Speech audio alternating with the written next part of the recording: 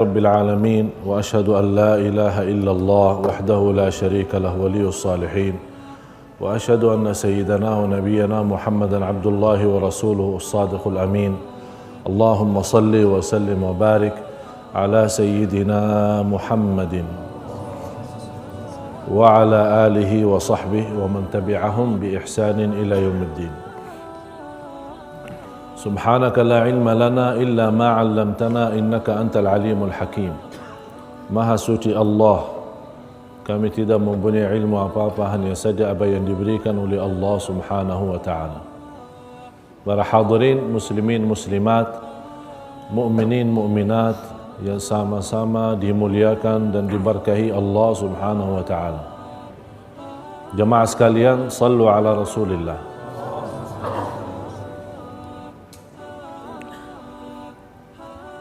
Sebelum saya mulai, saya ingatkan kembali untuk kita sama-sama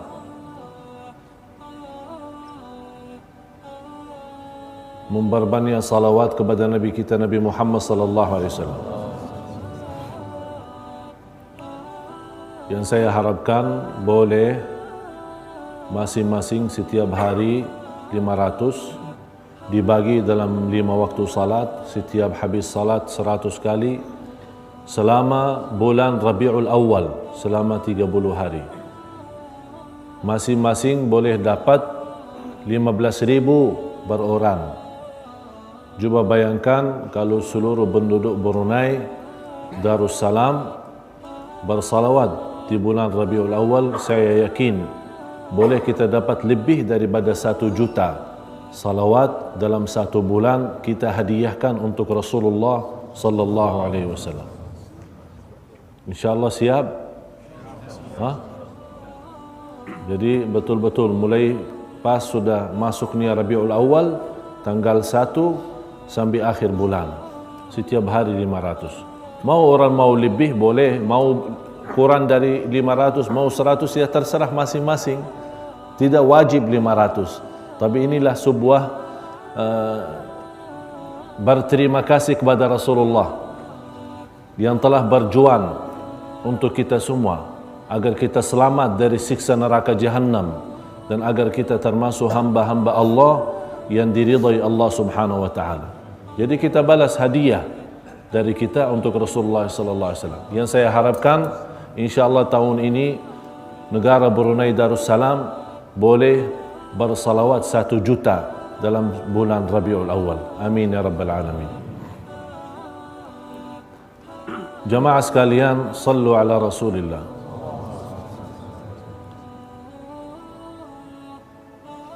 Pertemuan yang lalu kita sudah sama-sama mempelajari kejadian cubaan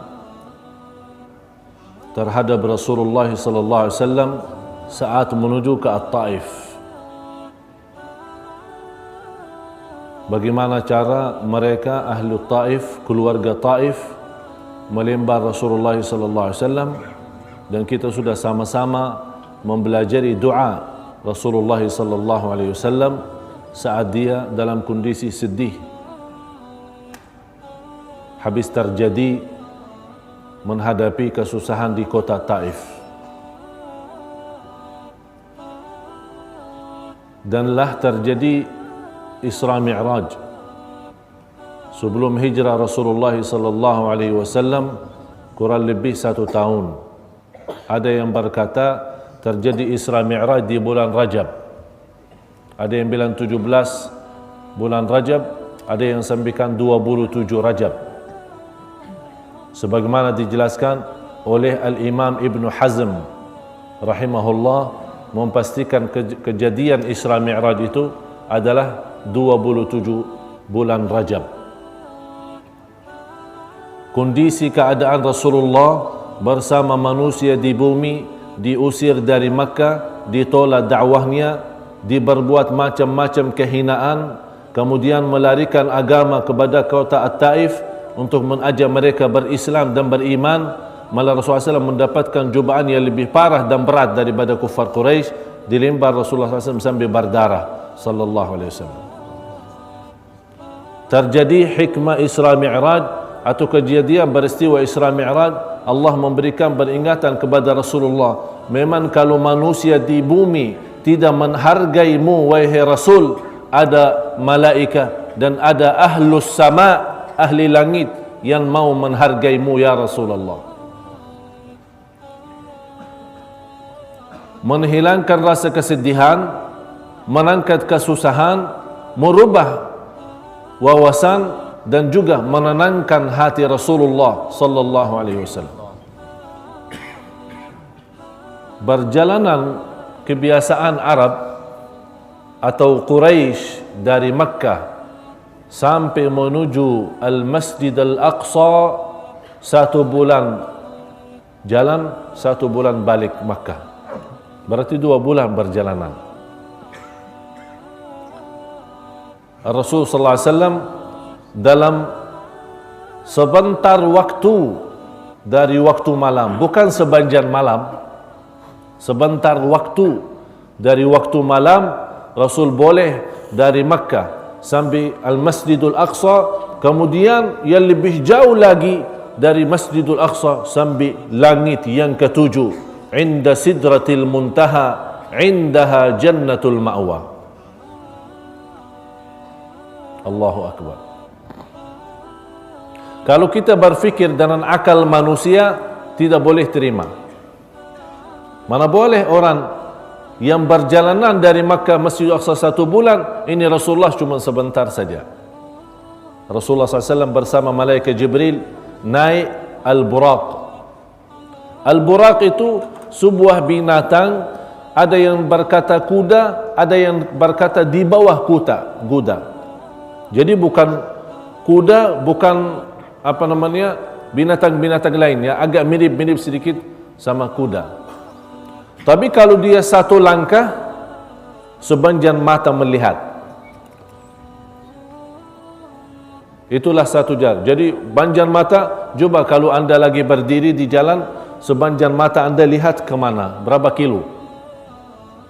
10 kilo? 20 kilo? Udah, ini 1 langkah.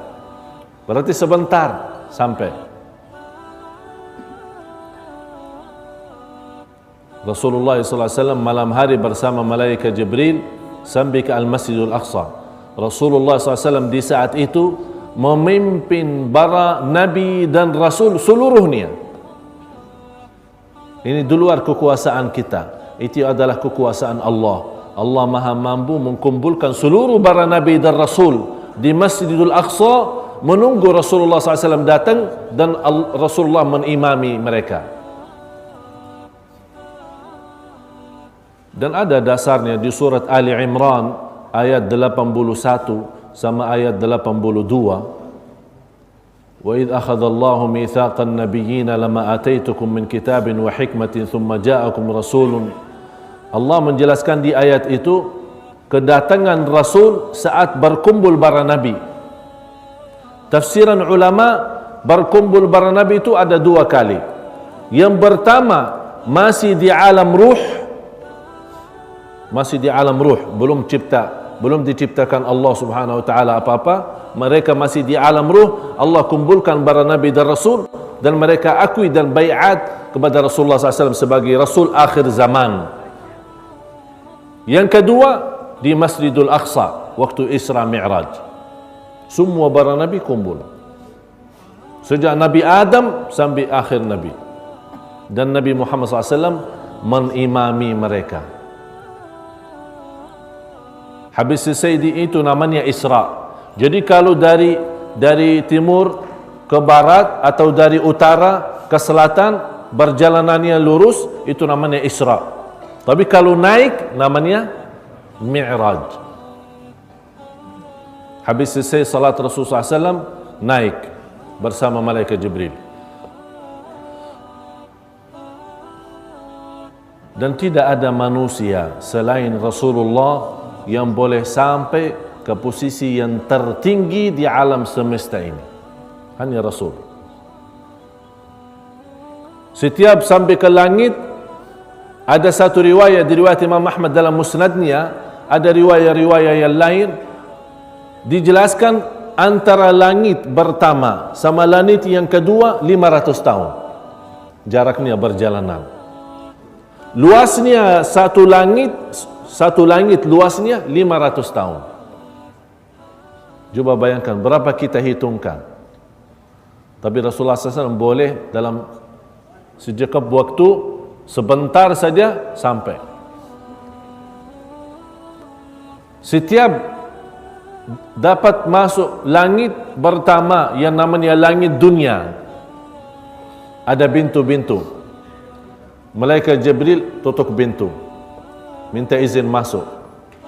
Ada juga kawal. Ini langit, jangan fikir kawal di bumi saja. Ada juga di langit ada kawal, ada polisi, ada malaikat jaga. Ini tidak orang sembarangan tidak boleh masuk. Malaikat Jibril tutup pintu, minta izin masuk. Ditanya sama yang jaga, siapa? Dia jawab, saya Jibril, bersama saya Muhammad sallallahu alaihi wasallam. Langsung dibuka. Memang kami diizinkan dan diperintahkan untuk buka untuk Muhammad sallallahu alaihi wasallam. Naik. Rasulullah SAW berjumpa di langit yang pertama Nabi Adam. Nabi Adam ada cerita kalau beliau melihat ke sebelah kanan senang senyum. Begitu dia lihat ke sebelah kiri, maaf ya, sedih. Ditanya, Rasulullah SAW bertanya kepada malaikat Jibril, ini siapa? Ini Adam. Terus kenapa kalau dia lihat ke kanan senang, kalau lihat ke kiri nangis dan sedih? Kalau dia lihat ke sebelah kanan, dia melihat keturunannya yang masuk surga. Begitu senang dan bangga. Mudah-mudahan kita termasuk yang sudah dilihat oleh Nabi Adam. Kalau dia lihat ke sebelah kiri, melihat keturunan Nabi Adam yang sudah masuk neraka, na'udzubillah. Itu yang membuat beliau sedih dan nangis. Kemudian Rasulullah SAW mengucapkan Assalamu alaika. Malaikat Nabi Adam menjawab, wa alaikassalam ayyuhal abdus salih wan nabiyyus salih. Terus naik lagi. Langit yang kedua, jumpa di langit yang kedua Nabi Yahya dan Isa alaihi salam. Kemudian lanjut lagi, naik Rasulullah SAW ke langit yang ketiga. Jumpa di situ adalah Nabi Idris. Ada riwayat Nabi Yusuf. Dan lebih sah dan lebih kuat Nabi Yusuf di langit yang ketiga. Sampai kata Rasulullah SAW, luar biasa bersinar mukanya Nabi Yusuf. Kemudian naik Rasulullah SAW bersama malaikat Jibril sampai ke langit yang keempat. Jumpa di langit yang keempat Nabi Idris. Kemudian naik lagi ke langit yang kelima, ketemu Nabi Harun. Di langit yang keenam ketemu Nabi Musa. Begitu Nabi Musa berjumpa dengan Nabi Muhammad sallallahu alaihi wasallam dan dia tahu inilah nabi akhir zaman, nabi yang terakhir. Nangis beliau. Ditanya kenapa nangis? Berkata beliau, karena ada seorang nabi datang sesudah aku, tapi umatnya lebih banyak masuk surga daripada umatku. Ini kata Nabi Musa. Memang lebih banyak jauh umat Nabi Muhammad SAW. Inilah salah satu kemuliaan umat yang terakhir di masa dan zaman, tapi umat yang pertama masuk surga Allah bersama Nabi Muhammad SAW. Naik lagi ke langit yang ketujuh, ketemu Nabi Ibrahim. Nabi Ibrahim lagi bersandar. Disandar apa? Al-Baitul Ma'mur. Al-Baitul Ma'mur macam Ka'bah. Posisinya Al-Baitul Ma'mur persis di atas Ka'bah. Rasul memberikan gambaran di Al-Baitul Ma'mur ada malaikat tawaf. Tidak pernah ada kosong, tidak pernah sepi. Setiap tawaf 70,000 malaikah yang sudah selesai tawaf. Ini kan antri kan, sudah selesai tawaf gantian ada malaikat baru. Yang sudah tawaf pertama tidak boleh dapat tawaf lagi sampai hari kiamat, karena masih banyak malaikat belum tawaf. Allahu Akbar. Allah Maha Kuasa, Allah Maha Agung. Allah punya banyak makhluk yang beribadah, Allah punya banyak makhluk yang berzikir, Allah punya banyak makhluk yang mengingatkan dan membesarkan, memuliakan dan mengagungkan Allah. Allah tidak perlu, sebenarnya tidak perlu kita. Kita yang memerlukan Allah. Oleh karena itu, manusia yang tidak beribadah kepada Allah, manusia yang tidak berzikir kepada Allah, manusia yang tidak bersujud karena Allah, manusia sombong. Ribuan malaikat mengagungkan Allah, membesarkan Allah subhanahu wa ta'ala. Habis itu malaikat Jibril menserahkan Nabi Muhammad SAW sendiri naik. Kata Nabi Muhammad SAW, ikut sama saya, temanin sampai ke atas. Kata malaikat Jibril, "Lau tajawaztu lahtaraktu, walau tajawazta lahtarakta." Kalau saya lewati lagi, saya akan terbakar, kata malaikat Jibril. Karena sudah menyampai batas cahaya Allah di situ ada. Jadi kalau malaikat Jibril mau tumbus ke sana, tak boleh. Boleh terbakar langsung. Tapi Nabi Muhammad SAW, karena beliau juga cahaya dan tercampur dengan cahaya Allah, boleh tumbus dan boleh lewat. Rasulullah saja sallallahu alaihi wasallam.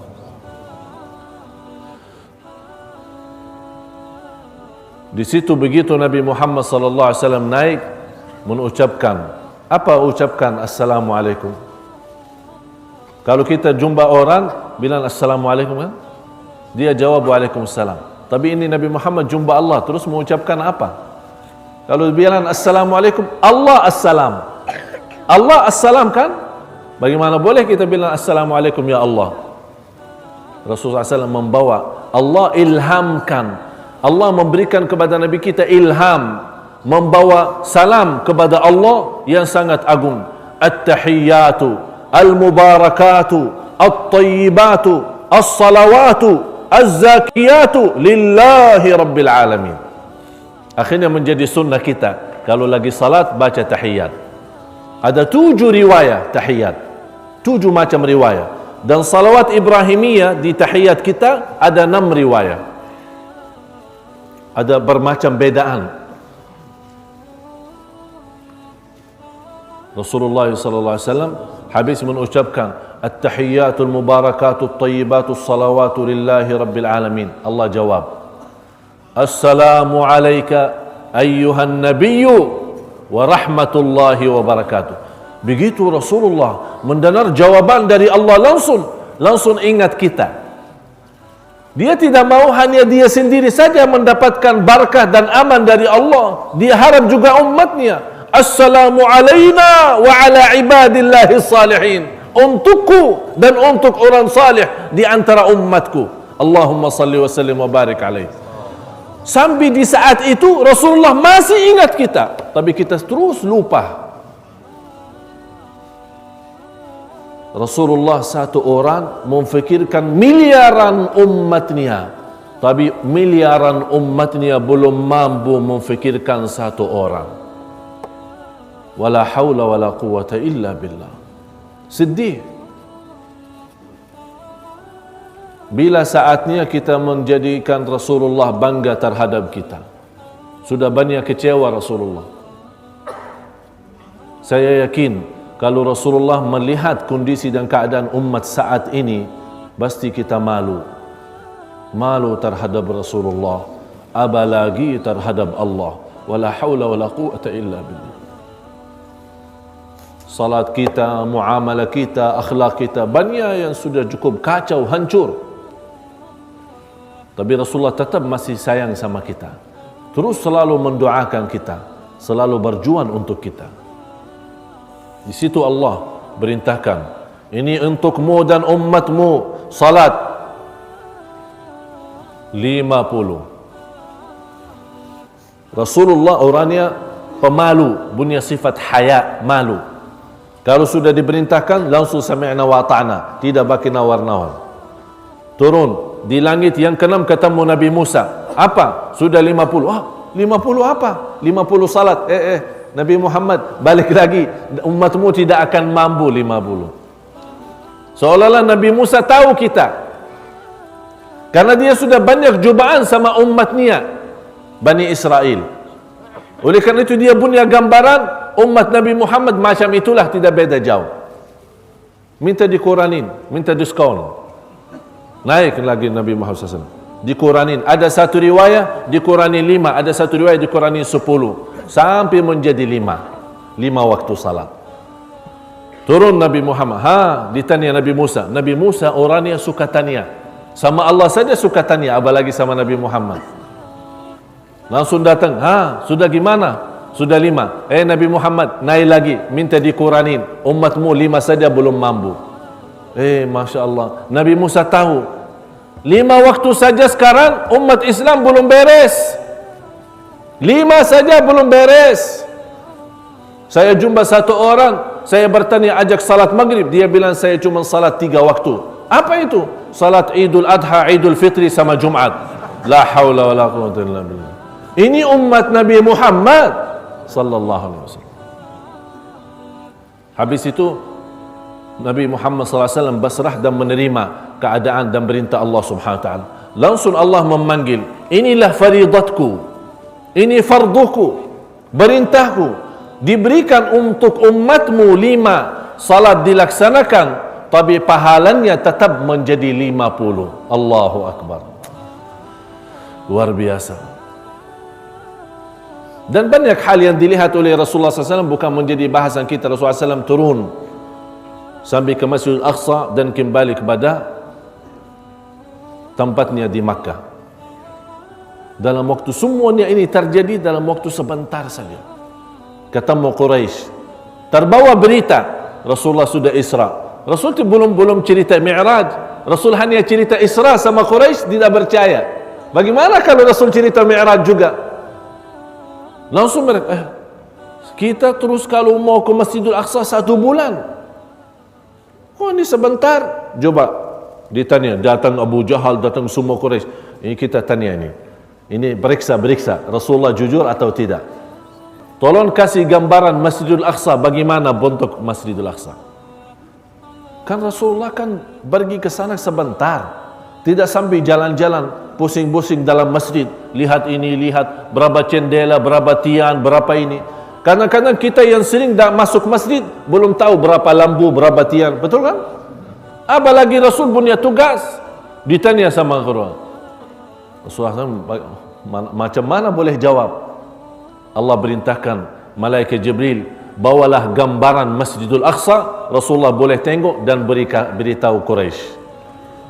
Ada pintu kanan. Lihat. Terima kasih malaikat Jibril.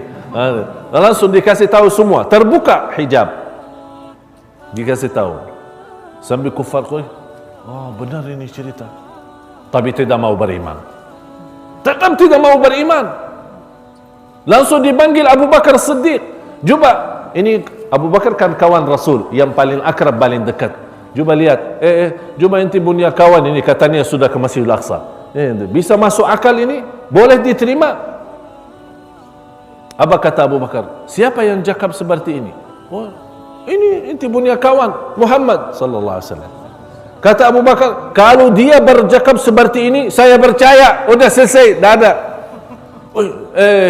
Dia juga sama-sama gila katanya. Dari situlah Abu Bakar Siddiq dipanggil, diberikan gelar As-Siddiq, yang selalu terima apapun yang datang dari Rasulullah SAW. Habis kesedihan, banyak masalah yang dihadapi Rasulullah SAW di Makkah dan di At-Taif, Rasulullah SAW mulai senang hati dan berlanjutkan dakwahnya sampai datang 1 Rabiul Awal, berjalan Rasulullah SAW hijrah. Memang terjadi hijrah itu bukan 1 Muharram, terjadi hijrah 1 Rabiul Awal, Rasulullah berjalanan selama 12 hari sampai ke Madinah tanggal 12 Rabiul Awal, hari Senin. Rasulullah sampai ke Madinah. Tapi kenapa terjadi Muharram menjadi satu tahun baru, dinamakan tahun Hijriyah? Karena inilah hitungan sahabat habis sepakat, habis masywarah, karena terjadi hijrah di bulan Rabiul Awal. Tapi langkah pertama, proses awal untuk hijrah adalah Bai'atul Aqabah. Yang pertama sama Bai'atul Aqabah yang kedua, itulah terjadi di bulan Muharram. Disitulah hitungan antara